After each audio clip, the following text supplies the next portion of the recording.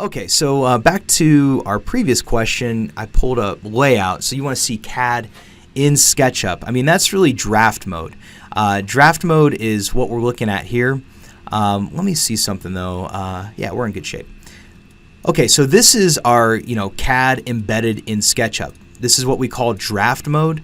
All of your layers or your edges are represented by a color by layer style.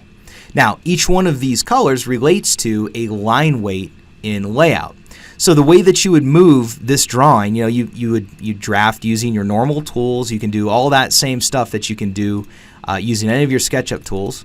You can switch your line weights with this Condoc System icon. And then once you have the detail drawn, what you do is you take a snapshot of it using our detail tool. Now this is a pro feature of Condoc. I activate my detail tool and I click once to fire off my detail scenes. Okay, so now at that point I can go to File and choose Save, and I'm going to save that to my desktop temp, and we're going to call this one our garage. Now I need to save it and then I can drop it into layout. So I just want to show you the whole progression of moving that drawing into layout.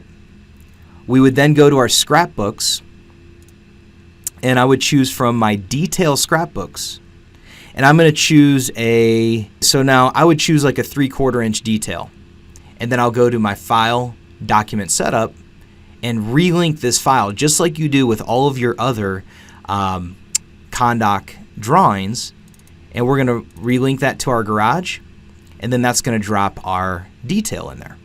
All right, so that's at 3/4 inch, and then when you go and zoom in on this, you can start to see, how those line weights kind of shake down. So this is zoomed in pretty far, but you can kind of tweak things around and adjust those line weights. So, you get 5 different line weights, and which I find to be pretty acceptable for creating a detail. Any more than that, and I'm kind of just splitting hairs. So, yeah, no problem, Chris. Thanks for attending, and thanks for asking. That's a good question.